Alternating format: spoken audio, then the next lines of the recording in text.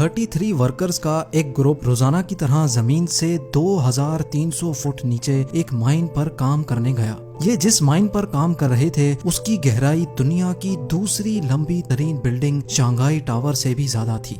इस माइन में जाने का सिर्फ यही एक रास्ता था और बदकिस्मती से वापस आने का भी यही रास्ता था। माइन के बॉटम पर जहां वर्कर्स काम कर रहे थे वहां का टेम्परेचर काफी ज्यादा था और ऑक्सीजन बहुत ही कम।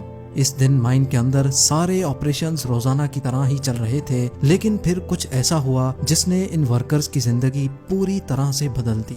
जेम टीवी की वीडियोस में एक बार फिर से खुशामदीद। नाज़रीन, ये दिन था 5 अगस्त 2010 का, जब चिली के एटाकामा डेजर्ट के बीचों बीच एक माइन पर कॉपर और गोल्ड की माइनिंग का काम चल रहा था। ये माइन सैन जोस के नाम से जानी जाती थी, जिसको एक प्राइवेट कंपनी ऑपरेट कर रही थी। माइन का बॉटम जमीन से 2300 फुट नीचे था, जहां तक जाने का रास्ता एक स्पाइरल ट्रैक था, जिसमें जीप्स की मदद से वर्कर्स और माइनर्स को रोजाना इसके बॉटम तक पहुंचाया जाता था। 120 साल पुरानी इस माइन में हर साल 30 से 40 वर्कर्स अपनी कीमती जानें खो बैठते थे और 5 अगस्त 2010 वाले दिन भी इसमें 33 लोग मौजूद थे।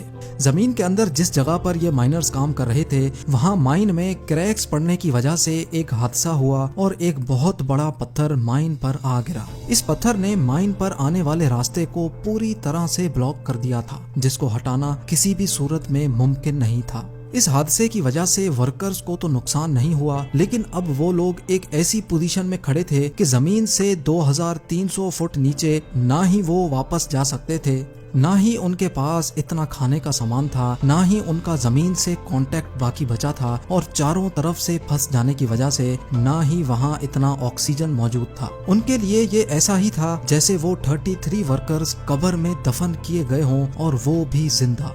लेकिन हैरत अंगेज तौर पे पूरे 69 डेज के बाद उनको माइन से जिंदा निकाल लिया गया। पर आखिर ये मुमकिन कैसे हुआ? अपने साथ सिर्फ एक वक्त का खाना लेकर जाने वाले पूरे 69 डेज तक जिंदा कैसे रहे? कैसे इतने लिमिटेड ऑक्सीजन में उन्होंने गुजारा किया? और जिस माइन को खोदने में पूरे 120 साल लगे थे, उसके बॉटम में फंसे वर्कर्स को निकालने के लिए इंजीनियरिंग टीम को किन किन मुश्किलात का सामना करना पड़ा, ये सब आप जान सकेंगे आज की इस वीडियो में। तो आइए आगे बढ़ते हैं। Challenge number 1। यह खतरनाक कोलैप्स दोपहर 2 बजे हुआ था और उसकी शिद्दत इतनी ज्यादा थी कि ना सिर्फ माइन के एंट्री पॉइंट से मिट्टी का धुआं निकला था, बल्कि उसने आस पास के इलाके को भी हिला कर रख दिया। ये खबर पूरे चिली में आग की तरह फैल गई। माइनिंग कंपनी ने फौरन इमरजेंसी अलर्ट जारी कर दिया। सबको यही फिक्र खाई हुई थी कि उनके प्यारे जिंदा हैं या नहीं, लेकिन उसके लिए जरूरी था कि माइन के अंदर जाकर देखा जाए। माइनिंग कंपनी का कहना था कि इस कोलैप्स की वजह से माइन काफी कमजोर हो चुकी है और उसके अंदर जाना खतरे से खाली नहीं है। इसी वजह से माइनिंग कंपनी ने रेस्क्यू ऑपरेशन करने से इनकार कर दिया। जैसे जैसे वक्त गुजरता जा रहा था, वैसे वैसे माइन में फंसे वर्कर्स के बचने की उम्मीद भी खत्म होती जा रही थी।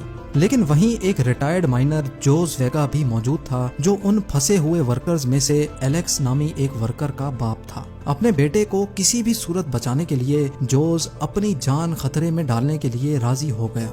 Challenge number 2। जब रिटायर्ड माइनर जोस अपनी गाड़ी में माइन के अंदर एंटर हुआ तो वहाँ का मंजर बिल्कुल ही अलग था। जोस का कहना था कि जगह जगह माइन में गहरे क्रैक्स पड़े हुए थे और अभी तक छोटे मोटे पत्थर गिरने का सिलसिला जारी था। जोस जानता था कि माइन बहुत कमजोर है और किसी भी वक्त उसको नुकसान पहुंचा सकती है, लेकिन फिर भी वो अंदर जाता रहा। थोड़ा आगे जाकर जोस ने जो देखा वो उसके लिए यकीन करना बहुत मुश्किल था। उसका रास्ता एक मेगा स्टोन ने रोक लिया था। ये वही पत्थर था जिसने पूरी माइन को कोलैप्स किया था, और ये कोई आम पत्थर नहीं बल्कि ये डायोराइट का बहुत बड़ा पहाड़ था।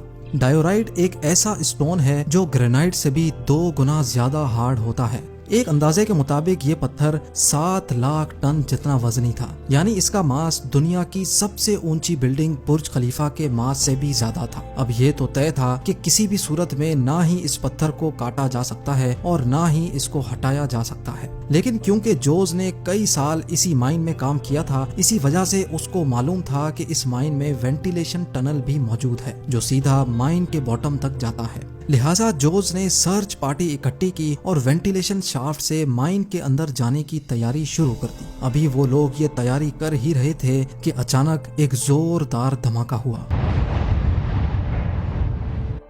یہ تھا سیکنڈ کولیپس، اور اس کولیپس نے وینٹیلیشن شافٹ کو بھی کرش کر دیا تھا۔ چیلنج نمبر 3، وینٹیلیشن شافٹ کرش ہونے کے بعد جوز اپنے بیٹے کو بچانے کی آخری امید بھی کھو بیٹھا تھا۔ انسانوں کی ٹیم کا مائن کے اندر جانے کا اب کوئی آپشن نہیں بچا تھا۔ پورے 24 گھنٹے گزر چکے تھے اور اب یہ معاملہ اتنا وائرل ہو چکا تھا کہ چلی گورنمنٹ کو میدان میں اترنا پڑا، جس کے لیے چلی کے مائننگ منسٹر لارنس گولبون نے مائن کا وزٹ کرنے کے بعد ہائی اسپیڈ ڈرلنگ رگز منگوائیں۔ یہ مشینز ورکرز کو بچانے کی آخری امید تھیں، لیکن ان کے ذریعے نیچے پھنسے ورکرز کو کیسے ٹریس کیا جائے گا، یہ سوال ابھی بھی سب کو تنگ کر رہا تھا۔ آپریشن ہیڈ راؤل ڈگنینو نے فیصلہ کیا کہ مائن کے 3 حصوں میں 6 انچ وائڈ ہول ڈرل کیے جائیں گے اور کیمرہ کے ذریعے وہاں پھنسے ورکرز کا سراغ لگایا جائے گا۔ لیکن ایک مسئلہ اور بھی تھا۔ آپریشن ہیڈ نے بتایا کہ زمین میں موجود ٹھوس پتھر ڈرلنگ پائپ کو اپنی لوکیشن سے ہٹا دیتے ہیں، جس کی وجہ سے ہم اپنا ٹارگٹ مس کر سکتے ہیں۔ یہ ایسا ہی تھا جیسے باسکٹ بال گول سے 2000 فٹ دور کھڑے ہو کر گول کا نشانہ لگانا، یعنی 100 باتوں کی ایک بات، اس ڈرلنگ سے ورکرز کو ڈھونڈنے کا چانس صرف اور صرف 1% تھا۔ لیکن کیونکہ اس کے علاوہ اور کوئی آپشن نہیں تھا اور جتنا ٹائم گزرتا جائے گا ورکرز کے بچنے کا چانس مزید کم ہوتا جائے گا، اسی وجہ سے ڈرلنگ کا کام اسٹارٹ کر دیا گیا۔ چیلنج نمبر 4، اب ٹوٹل 7 دن گزر چکے تھے اور ڈرلنگ کا کام ابھی تک چل رہا تھا۔ ایکسپرٹس کو مائن کے اندر 3 جگہ پر ورکرز کے پھنسے رہنے کا شک تھا۔ پہلی جگہ 1000 فٹ نیچے تھی، جہاں پر کسی قسم کی کوئی بھی موومنٹ نہیں دکھائی دی۔ دوسری جگہ 1660 فٹ نیچے تھی، لیکن وہاں پر بھی صرف اندھیرے کے علاوہ کچھ نہیں تھا۔ مائننگ لوکیشن پر موجود لوگوں کی بے قراریاں بڑھتی چلی جا رہی تھیں اور آہستہ آہستہ ورکرز کے بچنے کا چانس بھی کم ہوتا جا رہا تھا۔ ڈرلنگ کا کام دن رات بغیر کسی بریک کے چل رہا تھا اور اب باری تھی تیسری اور لاسٹ لوکیشن پر ڈرل کرنے کی۔ یہ جگہ زمین سے 2300 فٹ نیچے تھی، جہاں پر ایک چھوٹا روم موجود تھا جس کو ریفیوج بھی کہا جاتا تھا۔ کسی بھی ہنگامی حالات میں ورکرز ریفیوج میں اکٹھے ہو جاتے ہیں، جہاں پر 3 دن کا کھانا موجود ہوتا ہے۔ لیکن یہاں ایک اور مسئلے نے جنم لیا، اور وہ مسئلہ یہ تھا کہ ریفیوج تک ڈرلنگ پائپ کو لے کر جانے میں مزید 1 ہفتے کا وقت لگ سکتا تھا، یعنی پہلے ہی 1 ہفتہ گزر چکا تھا اور اب مزید 1 ہفتہ لگنے جا رہا تھا۔ اگر ورکرز ریفیوج تک پہنچ بھی گئے ہوں گے تب بھی ان کے پاس صرف 3 دن کا کھانا موجود ہوگا۔ لیکن اب چونکہ اور کوئی چارہ نہیں تھا، اسی وجہ سے ڈرلنگ کا کام ایک بار پھر سے شروع ہو گیا۔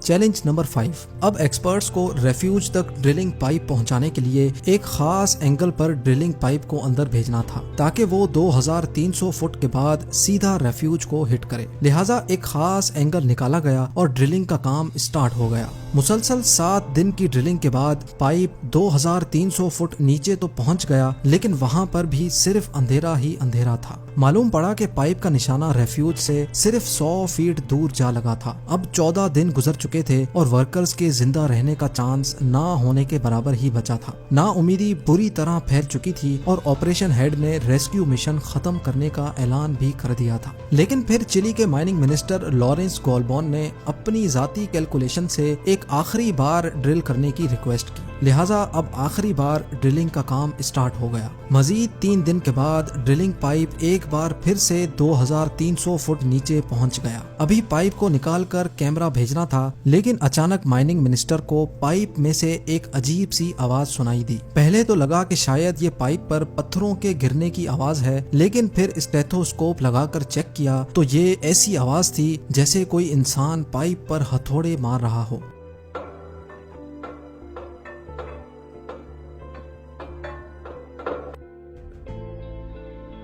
فوراً پائپ کو باہر نکالنے کا پروسیس شروع ہو گیا۔ 6 گھنٹے کے بعد جب پائپ واپس آیا تو اس پر ایک ایسی چیز لگی تھی جس کو دیکھ کر یقین کرنا ممکن نہیں تھا۔ جی ہاں، پائپ پر ریڈ کلر کا پینٹ ہوا تھا اور اس پر ایک کاغذ کا ٹکڑا چپکا ہوا تھا جس پر لکھا ہوا تھا کہ ہم ریفیوج میں پھنسے ہوئے ہیں اور ہم سارے ورکرز ابھی تک زندہ ہیں۔ یہ جاننے کے بعد وہاں موجود لوگ خوشی سے رو پڑے۔ لیکن جب 6 انچ کے ہول سے کیمرہ اندر بھیجا گیا تو اس میں کیا منظر دیکھا گیا۔ صرف 3 دنوں کے کھانے کے ساتھ یہ لوگ 17 دنوں تک کیسے زندہ رہے، مزید 52 ڈیز تک ان کو کیسے زندہ رکھا گیا اور 6 انچ کے سوراخ سے ان کو ریسکیو کرنا ممکن نہیں تھا، تو آخر ان کو پورے 69 دنوں کے بعد کیسے باہر نکالا گیا، یہ سب آپ جان سکیں گے ویڈیو کے پارٹ 2 میں۔ پارٹ 2 دیکھنے کے لیے زیم ٹی وی کے یوٹیوب چینل پر تشریف لائیں یا پھر اوپر دیے گئے لنک پر کلک کریں۔